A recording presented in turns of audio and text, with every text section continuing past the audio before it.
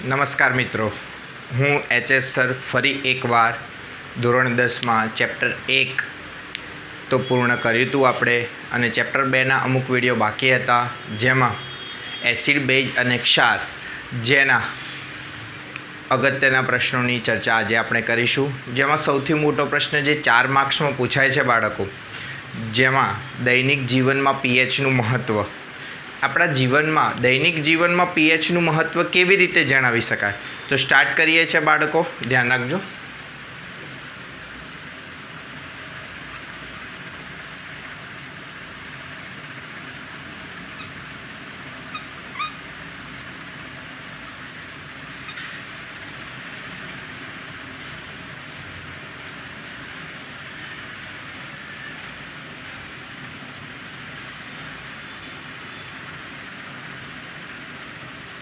અથવા રોજિંદા જીવનમાં પીએચનું મહત્ત્વ. આ બંને પ્રશ્ન એક જ કહેવાશે, જેમાં અલગ અલગ ટૉપિકો આવશે. તો આપણે સ્ટાર્ટ કરીએ છીએ પહેલાં દૈનિક જીવનમાં પીએચનું મહત્ત્વ. તો બાળકો ધ્યાન રાખજો, ઘણો ઇઝી પ્રશ્ન છે, અને આગળ પણ કેટલાક પ્રશ્નો આપણે પીએચનું મહત્ત્વ, પીએચ ઘણું બધું શીખ્યા છે. આજે આપણે દૈનિક જીવનમાં પીએચનું મહત્ત્વ શીખીએ, આમાં ઘણા બધા એમસીક્યુ પણ આવશે. તો ગાઈસ રેડી છો? ધ્યાન રાખો. પહેલું ટૉપિક એની અંદર આવશે સજીવોના જીવનમાં પીએચનું મહત્ત્વ.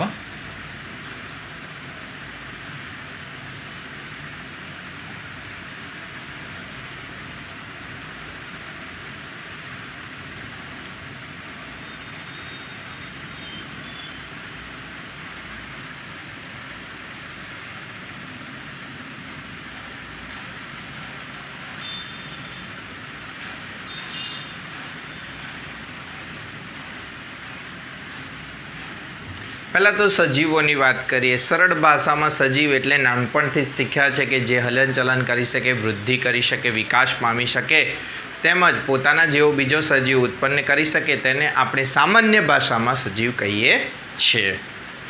Is it clear? તો આવા સજીવો આપણને ક્યાં જોવા મળે છે? તો વાતાવરણમાં, જલાવરણમાં, મૃદાવરણમાં જોવા મળે છે કે નહીં?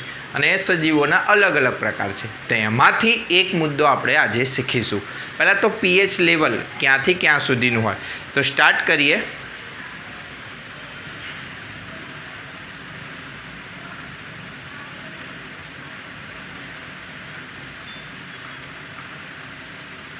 સજીવોના જીવનમાં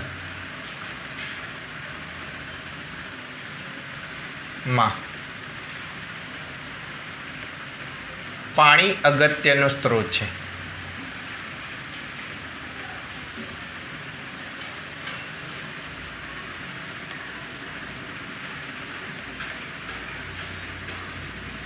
તમે પણ માનો છો બાળકો કે સજીવોના જીવનમાં પાણી અગત્યનો સ્ત્રોત છે.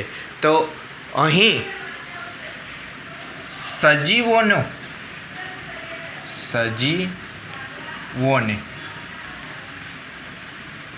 જીવન જીવવા 7.0 થી 7.8 પીએચ જરૂરી છે. સમજ્યા બાળકો? સજીવોને જીવન જીવવા કેટલા પીએચની જરૂર છે? 7.0 થી 7.8 પીએચ, જેથી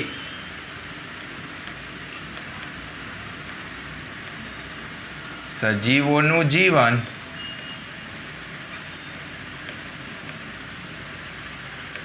જોખમાય નહીં, એટલે કે સજીવોનું જીવન મુશ્કેલીમાં મુકાય નહીં. જો આટલા પીએચની અંદર જળવાઈ રહે તો સજીવોનું જીવન જળવાઈ રહેશે. હવે બાળકો એ સમજીએ કે જો માનો કે જો 5.6 થી ઓછા પીએચ ધરાવતો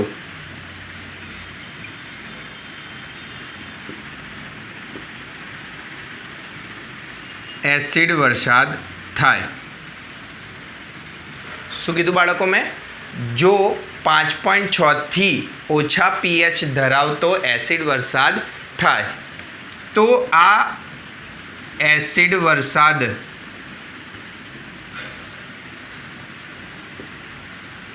નું પાણી જળાશયો, નદી, તળાવ, સરોવરમાં ભળે છે. હવે એસિડ વરસાદ થશે તો ક્યાં એનું પાણી ભળશે? તો જળાશયો, નદી, તળાવ અને સરોવર. હવે એમાં શું રહેશે? યસ, એમાં શું રહે છે? જળચર પ્રાણીઓ. તો તેમાં વસતા જળચર સજીવો માટે આ પાણી જોખમી છે. હવે કારણ કહી શકશો કેમ પાણી જોખમી બન્યું? સિમ્પલ કારણ છે, કારણ કે પીએચ મૂલ્ય કેટલું છે? 5.6 થી ઓછું. અને આપણે સામાન્ય પીએચ કેટલું જરૂરી છે? 7.0 થી 7.8. તો અહીંયા એક વાક્યનો એક પ્રશ્ન આવશે, તો એ પ્રશ્નને હું આ રીતે લખીશ: સામાન્ય પાણી નું પીએચ મૂલ્ય 7.0 છે. એટલે આપણે જે પાણી પીવું છે એ પાણીનું મૂલ્ય 7.0 છે. તો આમ જો પીએચ મૂલ્ય 7.0 થી 7.8ની વચ્ચે ન જળવાય તો સજીવોનું જીવન જોખમાય છે. આમ સજીવોના જીવનમાં પીએચનું મહત્ત્વ છે. તો પહેલો ટૉપિક આપણો આની અંદર પ્રશ્નની અંદરનો પહેલો ટૉપિક આપને સમજમાં આવે કે બાળકો? તો ફરીથી એકવાર, સજીવોના જીવનમાં પીએચનું મહત્ત્વ. તો સજીવોના જીવનમાં પાણી એ શું છે? યસ, અગત્યનો સ્ત્રોત છે. સજીવોને જીવન જીવવા માટે કેટલા પીએચની જરૂર પડે? 7.0 થી 7.8. જો એ પીએચ ન જળવાય તો એમનું જીવન શું થશે? જોખમાશે. પરંતુ જો આ પીએચ જળવાશે તો એમનું જીવન જોખમાશે નહીં. આપણે એક ઉદાહરણ લઈએ. જો 5.6 થી ઓછી તીવ્રતાવાળો શું થશે બાળકો? એસિડ વરસાદ. તો એસિડ વરસાદનું પાણી ક્યાં પડશે? નદી, તળાવ, જળાશયોમાં ભળશે. અને એ પાણીમાં કોણ રહે છે? જળચર સજીવો. જળચર સજીવો આ પાણીનો ઉપયોગ કરશે તો એમનું જીવન જોખમાશે. કારણ શું? કારણ કે તીવ્રતા કેટલી હતી? 5.6. તીવ્રતા કેટલી હોવી જોઈએ? 7.0 થી 7.8. સામાન્ય પાણીનું પીએચ મૂલ્ય કેટલું છે? 7.0. પહેલો ટૉપિક આપને ખબર પડી ગઈ બાળકો? આગળ બીજો ટૉપિક સાથે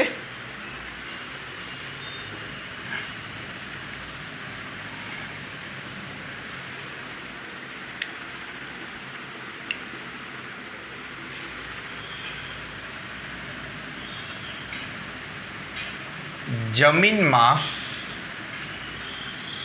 પીએચનું મહત્ત્વ. બાળકો આ ટૉપિક અગત્યનો કેમ ગણી નહીં શકાય? કારણ કે આ ટૉપિક પણ 2 માર્ક્સમાં અલગથી પૂછાય છે. તો આપણે પહેલાં તો જમીનમાં ખેડૂતો જમીનમાં અન્ન સ્ત્રોત નું માધ્યમ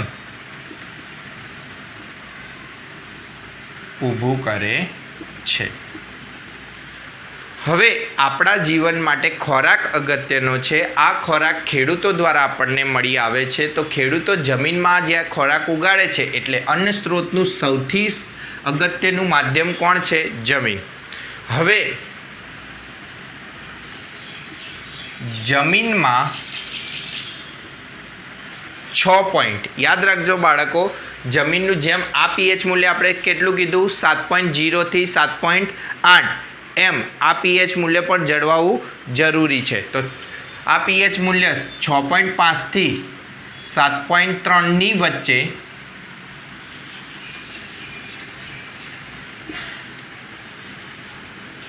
જળવાય ત્યારે જમીનમાં વનસ્પતિની વૃદ્ધિ થાય છે. હવે અહીંયા ટૉપિક સમજજો બાળકો. ટૉપિક મેં શું કીધું કે જમીનમાં કેટલું પીએચ જળવાય? 6.5 થી 7.3ની વચ્ચે જળવાય ત્યારે જમીનમાં વનસ્પતિની શું થાય છે? વૃદ્ધિ થાય છે. Is it clear? તો બાળકો આગળ સમજીએ કે આની વચ્ચે નહીં જળવાય તો શું થશે? તો જો 6.5 થી ઓછી તીવ્રતાવાળી એટલે ઓછી પીએચ વાળી જમીનને એસિડિક જમીન કહેવાય. સમજ્યા બાળકો? જો 6.5થી ઓછી પીએચ વાળી જમીન હોય તો આવી જમીનને કઈ જમીન કહેવાય છે? એસિડિક જમીન. આમ પણ આપણે પીએચ પ્રશ્ન સમજી ગયા. પીએચ માપક્રમ એમાં મેં તમને ડ્રો કરીને શીખવાડ્યું હતું કે 0 થી 7 એસિડિક, 7 તટસ્થ અને 7 થી 14 બેઝિક. તો આવું એક મૂલ્ય આપણે દર્શાવ્યું હતું. જો 6.5થી ઓછી પીએચ વાળી જમીન હોય તો સિમ્પલી આવી જમીનને કેવી જમીન કહેવાય? એસિડિક જમીન કહેવાય. આવી જમીન ને તટસ્થ કરવા ખેડૂતો તેમાં CaO કેલ્શિયમ ઓક્સાઇડ, જેને બીજા શબ્દોમાં લાઇમ કહે છે, જેને ઉમેરે છે, જેથી જમીન તટસ્થ બને છે. તો એસિડિક જમીનને તટસ્થ કરવા ખેડૂતો જમીનમાં શું ઉમેરે છે? કેલ્શિયમ ઓક્સાઇડ એટલે કે લાઇમ ઉમેરે છે. પહેલાં તો ફરીથી એકવાર જમીનનું મહત્ત્વ. તો જમીન ખેડૂતો માટે, અન્નનો સ્ત્રોત માટે જમીન મહત્ત્વની છે. હવે જમીનમાં 6.5થી 7.3ની વચ્ચે પીએચ જળવાય. જો ન જળવાય તો મુશ્કેલી શું થશે? જો 6.5થી ઓછી તીવ્રતાવાળી જમીન હોય તો આવી જમીનને કઈ જમીન કહેવાય? એક્ઝેક્ટલી એસિડિક જમીન કહેવાય. હવે આવી જમીનને તટસ્થ કરવા ખેડૂતો તેમાં શું ઉમેરે છે? કેલ્શિયમ ઓક્સાઇડ એટલે કે લાઇમ ઉમેરે છે. તેથી જમીન કેવી બને છે? તટસ્થ બને છે. આગળ બાળકો,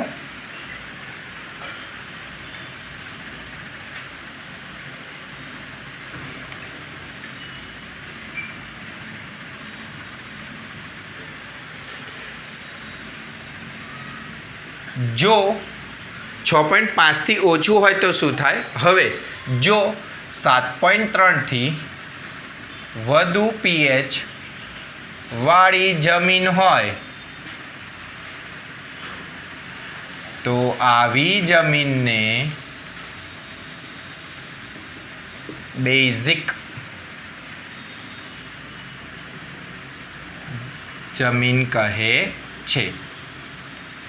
સમજ્યા? આ એસિડિક જમીન કહેવાય 6.5થી ઓછી હોય તો, અને 7.3થી વધુ હોય તો બેઝિક જમીન કહે છે. આવી જમીનને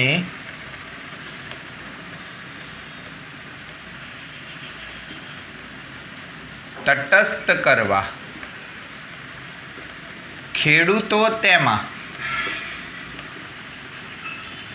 CaSO4 × 2H2O. આગળ આપણે પ્લાસ્ટર ઓફ પેરિસની બનાવટ શીખી ગયા હતા. એમાં આ સૂત્ર, અણુસૂત્ર આવ્યું હતું, જેને જીપ્સમ કે ચિરોડી કહે છે. એટલે કે ખેડૂતો તેમાં શું ઉમેરે છે? જીપ્સમ ઉમેરે છે. તો આવી જમીનને તટસ્થ કરવા ખેડૂતો તેમાં જીપ્સમ ઉમેરે છે, જેથી જમીન તટસ્થ બને છે. સમજ્યા બાળકો? તો જમીન કેવી બની જશે? તટસ્થ. તો એસિડિક જમીનને તટસ્થ કરવા શું ઉમેરે છે? Calcium oxide. બેઝિક જમીનને તટસ્થ કરવા શું ઉમેરે છે? જીપ્સમ. જમીન તટસ્થ થશે તો આમ જમીનનું શું જળવાશે? પીએચ મૂલ્ય જળવાય ત્યારે વનસ્પતિની વૃદ્ધિ અને વિકાસ ઝડપથી થાય છે. તો આપણો બીજો ટોપિક ફરીથી એકવાર તમે જોઈ લો. ક્યાંય તમને ખામી હોય તો આમાં એક વાક્યના ઘણા બધા પ્રશ્નો આવશે, અને જો કોઈને ખામી જણાય તો મને ડાયરેક્ટ કોલ કરી શકો છો, અથવા લાઈક અથવા કોમેન્ટ કરી શકો છો.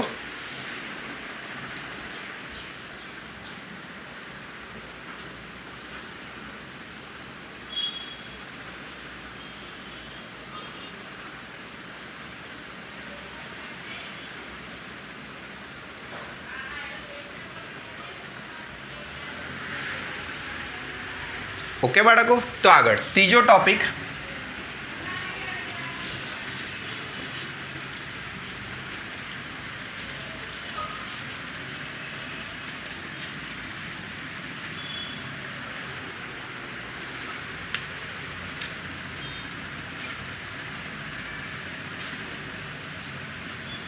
ખોરાકમાં પીએચનું મહત્ત્વ. હવે તમને એમ થતું હશે ખોરાકમાં પણ પીએચનું મહત્ત્વ, આપણે શીખ્યા સજીવોના જીવનમાં પીએચનું મહત્ત્વ, જમીનમાં પીએચનું મહત્ત્વ, ખોરાકમાં પીએચનું મહત્ત્વ. તો બહુ ઇઝી છે. સજીવોને જીવન જીવવા ખોરાકની જરૂર પડે છે. આ ખોરાકમાં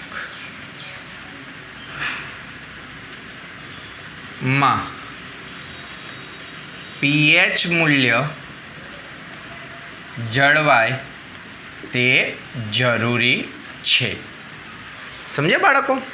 આપણે ખોરાક લઈએ છીએ તો એ ખોરાકમાં પીએચ મૂલ્ય જળવાય તે જરૂરી છે. બાળકો તમારા પુસ્તકમાં આપ્યું નથી, પરંતુ હું આનું પીએચ મૂલ્ય તમને યાદ કરવા લખી દઉં છું. ખોરાકમાં પીએચ મૂલ્ય હોય 1 થી 3. પુસ્તકમાં આપ્યું હશે નહીં. તો બાળકો 1 થી 3 પીએચ જળવાય તે જરૂરી છે. હવે સજીવો કેવા પ્રકારનો ખોરાક લે છે? તો સજીવો જ્યારે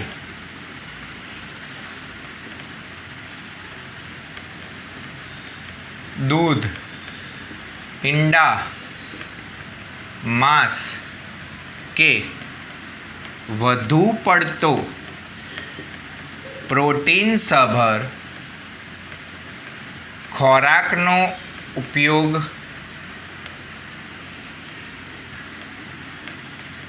કરે છે ત્યારે આ ખોરાકના પાચનની શરૂઆત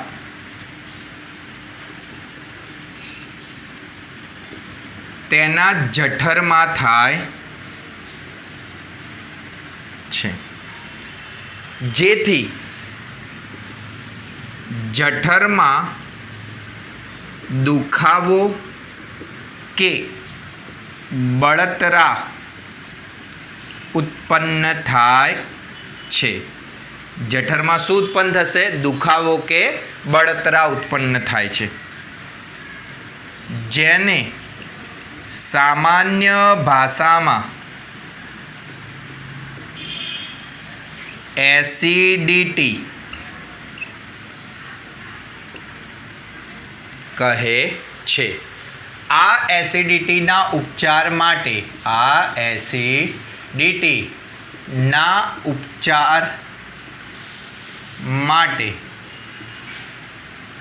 એન્ટાસિડ, યાદ રાખજો, એન્ટાસિડ તરીકે બેઝિક પદાર્થ જેવા કે મિલ્ક ઓફ મેગ્નેશિયાનું અણુસૂત્ર થશે MgOH ટ્વાઇસ, અને ખાવાનો સોડા NaHCO3, સોડિયમ હાઇડ્રોજન કાર્બોનેટનો ઉપયોગ કરવામાં આવે છે, જેથી જઠરમાં એન્ટાએસિડ એટલે કે બેઝિક પદાર્થોના ઉપયોગથી એસિડિટીમાં રાહત અનુભવાય છે. આ સિવાય વધારાની માહિતી તરીકે કહી શકું છું તમને કે બજારમાં મળતા ઈનો એ પણ એન્ટાએસિડ તરીકે ઉપયોગી છે, જેમાં NaHCO3નું માધ્યમ રહેલું હોય છે. તો બાળકો ફરીથી એકવાર ખોરાકમાં પીએચનું મહત્ત્વ. તો સજીવોને જીવન જીવવા માટે શેની જરૂર પડે છે? ખોરાકની. આ ખોરાકમાં પીએચ મૂલ્ય જળવાય તે જરૂરી છે. હવે સજીવો જ્યારે દૂધ, ઈંડા, માંસ કે વધુ પડતો પ્રોટીનસભર કોઈ પણ પ્રોટીનસભર ખોરાક ખાય ત્યારે આ ખોરાકમાં શું થાય છે? પાચનની શરૂઆત જઠરમાં થાય છે. હવે જઠરમાં જેના કારણે શું આ પાચન બરાબર ન થાય તો જઠરમાં દુખાવો કે બળતરા થાય. હવે બળતરા થાય જેને સામાન્ય ભાષામાં આપણે એસિડિટી તરીકે ઓળખીએ છીએ. આ એસિડિટીના ઉપચાર માટે એન્ટાએસિડ તરીકે, એટલે કે એસિડિટી વધી જાય, એસિડનું પ્રમાણ વધી જાય, એને ઓછું કરવા માટે એન્ટાએસિડ પદાર્થ વપરાય છે, જેને બેઝિક પદાર્થ કહે છે. આ બેઝિક પદાર્થને તરીકે શું ઉપયોગમાં લેવાય છે? મિલ્ક ઓફ મેગ્નેશિયા અને ખાવાનો સોડા. તો અહીં એક વાક્યનો પ્રશ્ન આવશે કે એન્ટાએસિડ એટલે શું? તો જ્યારે ખોરાકમાં એસિડનું પ્રમાણ વધી જાય ત્યારે એસિડિટી જેવો રોગ થાય છે. આ એસિડિટી જેવા રોગના ઉપચાર માટે એન્ટાએસિડ પદાર્થ ઉપયોગી છે. આ એન્ટાએસિડ પદાર્થના નામ milk of magnesia MgOH twice, ખાવાનો સોડા NaHCO3 જેને સોડિયમ હાઇડ્રોજન કાર્બોનેટ પણ કહે છે. તો બાળકો ખોરાકમાં પીએચનું મહત્ત્વ ખબર પડી ગઈ. હવે આવશે દાંતમાં પીએચનું મહત્ત્વ.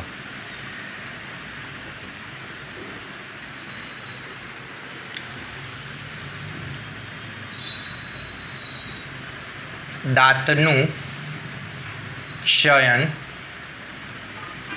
રોકવા પીએચનું મહત્ત્વ.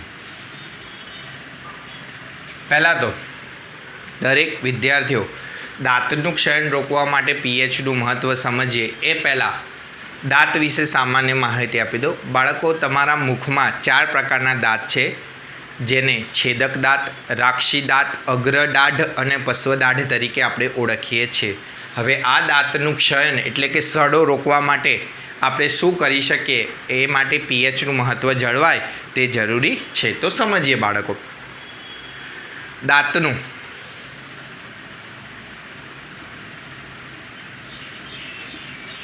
બહારનું પડ સખત અને કઠણ હોય છે. હવે તમે સમજી શકો છો કે દાંતની બહારનું પડ કેવું હોય છે? સખત અને કઠણ હોય છે, જે કેલ્શિયમ ફોસ્ફેટનું આવરણ ધરાવે છે. સમજી ગયા બાળકો? શેનું આવરણ ધરાવે છે? કેલ્શિયમ ફોસ્ફેટનું, જેથી તે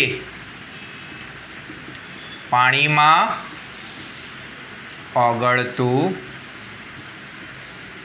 નથી. પરંતુ જ્યારે મોઢાની અંદરનું પીએચ મૂલ્ય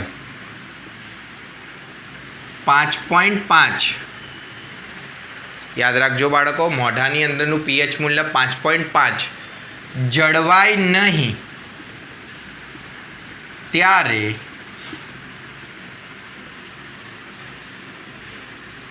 ખોરાકી કણો દાંત પર નુકસાન કે સડો ઉત્પન્ન કરે છે. જો મોઢાની અંદરનું પીએચ મૂલ્ય 5.5 ન જળવાય ત્યારે ખોરાકી કણો દાંત પર શું કરશે? નુકસાન કે સડો ઉત્પન્ન કરે છે. આ નુકસાન અટકાવવા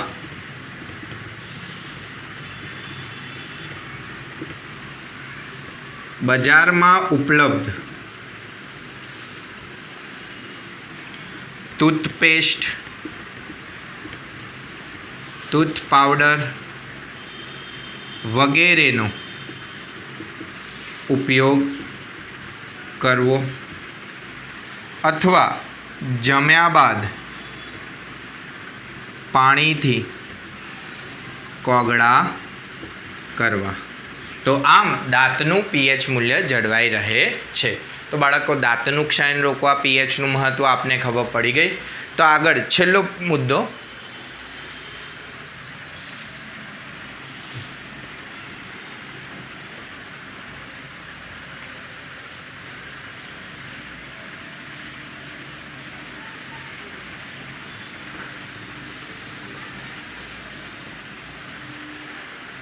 મધમાખીના ડંખનો ઉપચાર. 5મો મુદ્દો, મધમાખીના ડંખનો ઉપચાર. હવે આ લખાવતો નથી બાળકો, બહુ ઇઝી છે એટલા માટે પહેલાં સમજી જાઓ. મધમાખી ડંખ મારશે તે સ્થાને શું થશે? સોજો ઉત્પન્ન થશે, અથવા સીધી ભાષામાં કહીએ તો બળતરા ઉત્પન્ન થાય છે.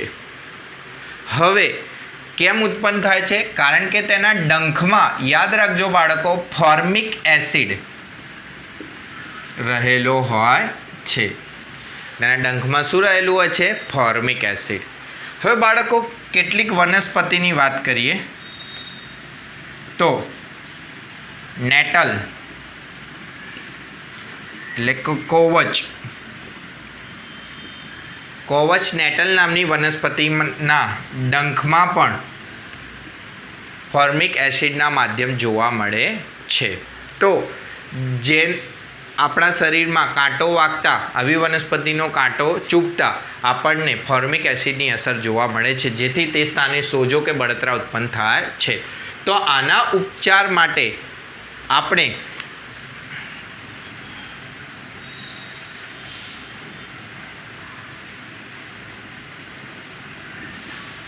લોખંડ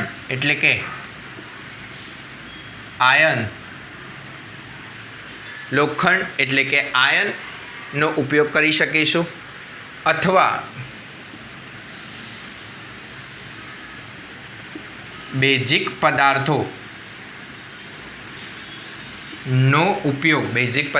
બાળકો મેં હમણાં જ કીધું હતું ખાવાનો સોડા પણ ડંખના સ્થાને ઉપયોગમાં લઈ શકાય છે. બજારમાં મળતી કેટલીક ટ્યુબ પણ તેમાં રાહત આપે છે, જેમાં બેઝિક પદાર્થોનું પ્રમાણ હોય છે.